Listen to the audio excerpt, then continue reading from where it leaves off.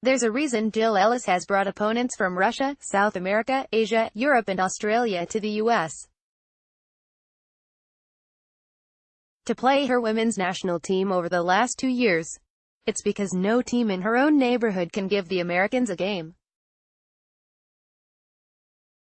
Advertisement: Ellis players barely broke a sweat in the group stage of the CONCACAF Women's Championship, the regional qualifying tournament for next summer's World Cup, beating Mexico, Panama, and Trinidad and Tobago by a combined 18-0.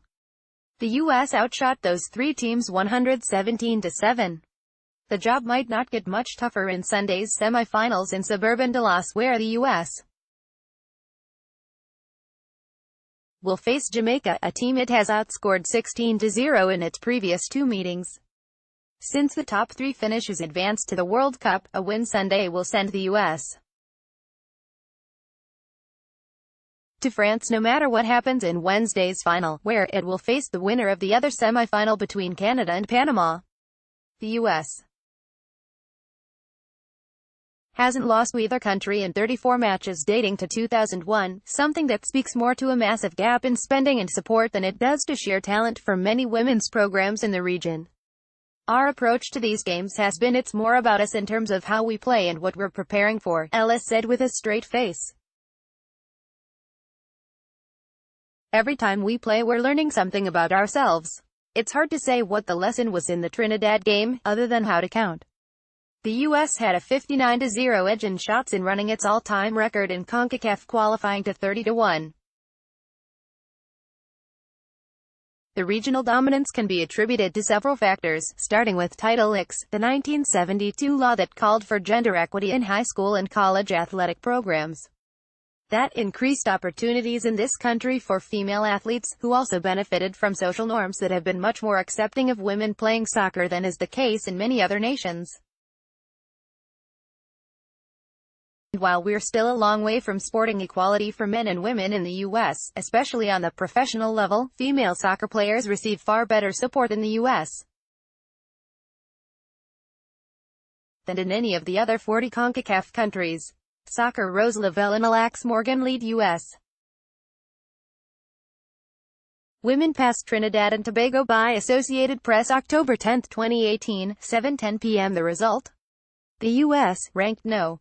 1 in the world, has outscored opponents 176-5 all-time in World Cup qualifying and hasn't lost a game to anybody in any competition in nearly 15 months. FIFA, which says it wants to level the field in women's soccer, last week announced a five-pronged proposal designed to raise the level of play worldwide. One aim of the campaign is to double the number of women playing soccer, to 60 million, by requiring each national association to develop a comprehensive plan for its women's program by 2022. The Women's World Cup in France next summer will be a key event in driving that growth, FIFA said. However, current and former players remain unmoved. Want to see it actually happen. Abby Wambach, a former U.S.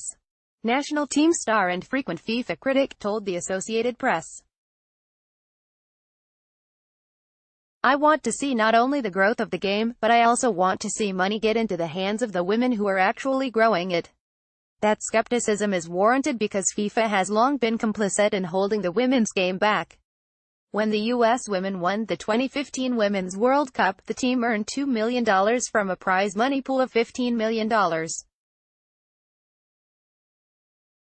When France won the men's event earlier this year, it received $38 million from a $400 million pool. FIFA didn't offer any prize money for the women's tournament until 2007. There have been other slights too, like forcing the women to play the 2015 tournament on artificial turf, a surface so dangerous and inferior it is banned from the men's tournament. FIFA has yet to commit to video replay assistance for officials in the next Women's World Cup, something it mandates in the men's event.